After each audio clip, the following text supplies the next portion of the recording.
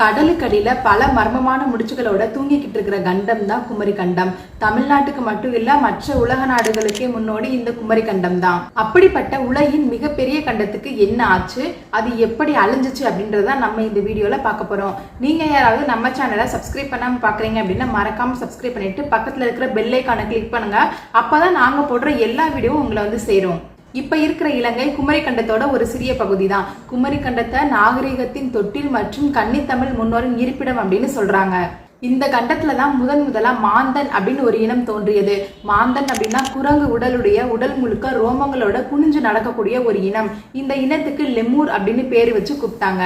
முதலா லெமூர் தோன்றிய கண்டம் அப்படிங்கிறதுனால குமரி கண்டத்துக்கு லெமூரியா அப்படின்னு இன்னொரு பேரும் இருக்கு. இந்த மாந்தன் இனம் தான் பல்லாயிரம் ஆண்டு கால மரபணு மாற்றத்தால நிமிர்ந்து நடக்கவும் சத்தத்தை கேட்கவும் பேசவும் கத்துக்கிட்டாங்க. அதுல இருந்துதான் மனிதன் உருவாயிருக்கலாம் அப்படின்னு நிபுணர்கள் சொல்றாங்க. இதெல்லாம் வச்சு பார்க்கும்போது மாந்தன் நாகரிகமும் உலகத்துல முதன்முதலா தோன்றிய மொழியும் குமரி கண்டத்துல தான் தோன்றியது அப்படின்னு சொல்றாங்க. குமரி கண்ட மக்கள் நாகரிகத்திலையும் இலக்கிய இலக்கண மொழி பேசுறதுலையும் ரொம்ப சிறந்தவர்களா விளங்கினாங்க. இந்த குமரி கண்ட மக்கள் ஆலயங்கள் காட்டி நிற்கும் அற்புதமான கட்டிடக்கலை, அதை கையாண்ட நுட்பம் அப்படின்னு ஆரம்பிச்சு அதுல இருந்து தொடர்ந்து உலகமே வியந்து பார்க்கிற அளவுக்கு தஞ்சை பெரிய கோயில் எவ்வளவு அழகா கட்டியிருக்காங்க அப்படின்னா அது இதுல இருந்து வந்த தொழில்நுட்பமா தான் இருக்கும் அப்படின்னு சொல்றாங்க. அது மட்டும் இல்லாம நீர், நிலம், காற்று, நெருப்பு, ஆகாயம் இந்த ஐம்பூதங்களுக்கும் ஒரே நேர்கோட்டுல கோவில் கட்டினது எவ்வளவு பெரிய ஆச்சரியமான உண்மை. குமரி கண்டத்தோட மேற்கு பகுதியில ஒரு மலை இருக்குது, அதுதான் குமரி மலை. அந்த மலையில உருவான ஆறு தான் குமரி ஆறு. குமரி மலைக்கு தெற்கு பகுதியில ஒரு பன்மலை அடுக்கு தொடர் இருந்தது. அந்த அடுக்கு தொடர்ல உருவாகி வற்றாமல் ஓடின ஆறு தான் பருளி ஆறு. குமரி கண்டம் ஆஸ்திரேலியா மற்றும் ஆப்பிரிக்கா இந்த கண்டத்தோட சேர்ந்து இருந்தது. கடல் சீற்றத்தினால இது எல்லாமே தனித்தனியா பிரிஞ்சு போயிருச்சு. கடல் சீற்றத்தினால குமரி கண்டத்தோட பெரும் பகுதி கடல் கடியில மூழ்கிடுச்சு. இதை பத்தின குறிப்புகள் எல்லாமே சிலப்பதிகாரத்துல இருக்குது. 3 முறை ஏற்பட்ட கடல் சீற்றத்தினால குமரி கண்டம் கடல்ல மூழ்கியது. இதுல கடைசியா 3ஆவதா ஏற்பட்ட கடல் சீற்றத்தினால இலங்கை இந்தியால இருந்து பிரிகிற மாதிரி நிலைமை வந்தது. இலங்கையில இப்ப இருக்கிற மக்கள் மாந்தனின் வழித்தோன்றர்களா இருக்கலாம் அப்படின்னும் ராவணன் அவர்களுடைய வம்சாவளியா இருக்கலாம் அப்படின்னு சொல்றாங்க. பறந்து விரிந்த குமரி கண்டம் பல்வேறு நாடுகளா பிரிக்கப்பட்டிருந்தது. எழுதுவதற்கு ஓலை வழங்கிய ஏழ் குறும்பனை நாடு, தேனும் திணையும் நிறைந்த ஏழ் குன்ற நாடு, செங்கல் வளங்கொழித்த ஏழ் குணகரை நாடு, பருளியாற்றின் பசுமை கொஞ்சம் ஏழ் மதுரை நாடு, தென்னை வளம் செறிந்த ஏழ் தெங்க நாடு, வீர மறவர்கள் வாழ்ந்த ஏழ் முன்பாலை நாடு, கடலும் காயமும் நிறைந்த ஏழ் பின்பாலை நாடு. குமரி கண்டத்துல இந்த மாதிரி 7 பகுதிகளா 49 நாடுகள் பிரிக்கப்பட்டிருந்தது. குமரி கண்டத்தோட தலைநகரம் தான் தென்மதுரை. என்னடா மதுரை அப்படின்னு சொல்றேன்னு பாக்காதீங்க, அந்த மதுரை வேற. குமரி கண்டத்துல ஏற்கனவே ஒரு மதுரை அப்படின்னு ஒரு நாடு இருந்திருக்கு. கவியாலும் புலவர்களும் புவியாலும் மன்னர்களும் சேர்ந்து குமரி கண்டத்துல தேமதுர தமிழை வளர்த்தாங்க.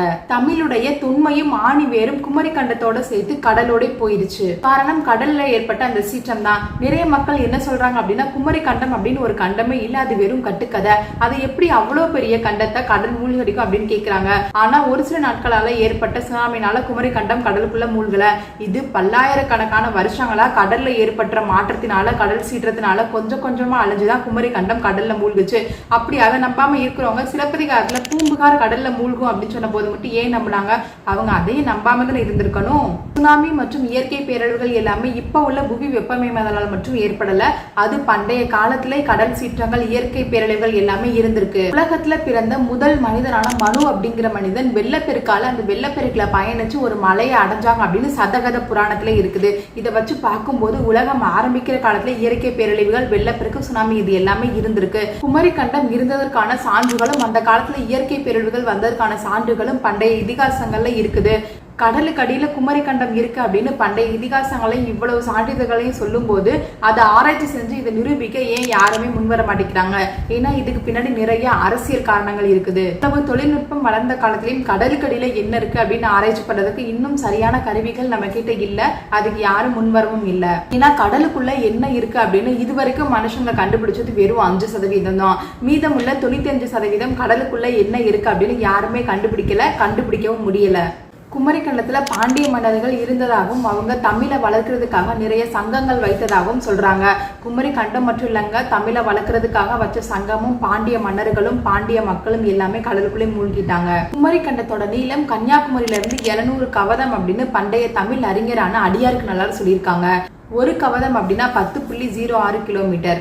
அப்ப 700 கவதம் அப்படின்னா 7041 கிலோமீட்டர். குமரி கண்டம் அப்படிங்கிற பேரை 15ஆம் நூற்றாண்டுலேயே கந்த புராணத்துல குமரி நாடு அப்படின்னு குறிப்பிட்டிருக்காங்க. குமரி கண்டத்துல பரதன் அப்படின்னு ஒரு அரசர் இருந்தாங்க. அவங்களுக்கு குமரி அப்படின்னு ஒரு மகள் இருந்தாங்க. சோ அதனாலதான் குமரி கண்டத்துக்கு குமரி அப்படின்னு பேர் வச்சிருக்கலாம் அப்படின்னு நிபுணர்கள் சொல்றாங்க. சரி, அதெல்லாம் இருக்கட்டும். பல்லாயிரம் வருஷத்துக்கு முன்னாடி மூழ்கின குமரி கண்டம் இப்ப உள்ள மக்களுக்கு எப்படி தெரிய வந்தது அப்படின்னு நீங்க கேட்கலாம். அதுக்கு ஒரு பதில் இருக்கு. 1864 விலங்கியல் நிபுணரான பிலிப் ஸ்கேல்டர் அப்படிங்கிறவங்க மேமல்ஸ் ஆஃப் மடகாஸ்கர் அப்படின்னு ஒரு புத்தகம் வெளியிட்டாங்க. அந்த புக்ல அவர் என்ன சொல்லியிருக்காங்க அப்படின்னா, இந்தியா மற்றும் மடகாஸ்கர், ஆஸ்திரேலியா இதுக்கு நடுவுல உள்ள விலங்குகளுக்கு இடையே ஒரு ஆழ்ந்த தொடர்பு இருக்கு அப்படின்னு சொல்லியிருக்காங்க. மடகாஸ்கர்ல லெமூர் அப்படின்ற ஒரு வகையான குரங்கினம் இருக்கு. இது இந்தியால உள்ள சில தென்பகுதிகளில் இருக்குது. அது மட்டும் இல்லாம ஆஸ்திரேலியால இருக்குது. உலகில் உள்ள மற்ற எந்த நாடுகளையும் இந்த வகையான குரங்கினத்தை பார்க்க முடியாது அப்படின்னு சொல்லியிருக்காங்க. ஒருவேளை இந்தியால இருந்து அந்த லெமூர் வகையான குரங்கு நிலம் வழியா பயணிச்சது அப்படின்னா ஆப்பிரிக்கா கண்டத்தை தாண்டி தான் வந்திருக்கணும். ஆனா ஆப்பிரிக்கா கண்டத்துல இந்த வகையான ஒரு குரங்கினமே இல்ல. சரி, ஒருவேளை நீர் வழியா வந்திருக்கலாம் அப்படின்னு பார்த்தா ஆஸ்திரேலியாவுக்கும் மடகாஸ்கருக்கும் இடையில நிறைய கடல் தண்ணி மட்டும்தான் இருக்கு. சோ பல்லாயிரம் கிலோமீட்டர் தாண்டி அந்த வகையான குரங்கினத்தால பயணிக்க முடியாது. இந்த குரங்கு இனத்தால நிலம் வழியாவும் பயணிச்சு வரல, நீர் வழியாவும் பயணிச்சு வரல அப்படின்னா இந்தியா, மடகாஸ்கர் மற்றும் ஆஸ்திரேலியா இந்த மூன்றையும் இணைக்கிற மாதிரி ஒரு மிகப்பெரிய கண்டம் இதுக்கு முன்னாடி இருந்திருக்கணும். அதனாலதான் இந்த வகையான குரங்கினம் இந்த பகுதிகளில் மட்டும் காணப்படுது அப்படின்னு அந்த நிபுணர் சொல்லியிருக்காரு. 2.4 பில்லியன் வருஷத்துக்கு முன்னாடி இருந்து தோராயமா ஒரு 11,500 வருஷத்துக்கு முன்னாடி வரைய உலகத்தோட ஐசேஜ் அப்படின்னு சொல்லப்படுது. அதாவது உலகத்துல உள்ள பனிக்கட்டிகள் எல்லாமே உருகி கடலுடைய நீர்மட்டம் எல்லாமே அதிகமாகும். இந்த மாதிரி அதிகமாகிறதுனாலதான் குமரி கண்டம் அணிஞ்சிருக்கலாம் அப்படின்னு சொல்றாங்க. ஒருவேளை குமரி கண்டம் இன்னும் இருந்தது அப்படின்னா உலகத்தினுடைய மிகப்பெரிய கண்டம் அப்படிங்கிறது மட்டும் இல்லாம உலகத்திலே அதிகமா தமிழ் பேசுற கண்டமாகவும் குமரி கண்டம் இருந்திருக்கும். தமிழர்களுக்கு அப்படின்னு ஒரு நாடு மட்டும் இல்லைங்க, ஒரு மிகப்பெரிய கண்டமே இருந்திருக்கு. உங்களுக்கு இந்த வீடியோ பிடிச்சது அப்படின்னா மறக்காம லைக்ஸ் தெரிவிக்க அப்படிங்க. உங்க ஃப்ரெண்ட்ஸ் அண்ட் உங்க ஃபேமிலிக்கு இந்த வீடியோ ஷேர் பண்ணுங்க. அடுத்து உங்களை இன்னொரு இன்ட்ரெஸ்டிங்கான வீடியோல பார்க்குறேன். அது வரைக்கும் பாய்.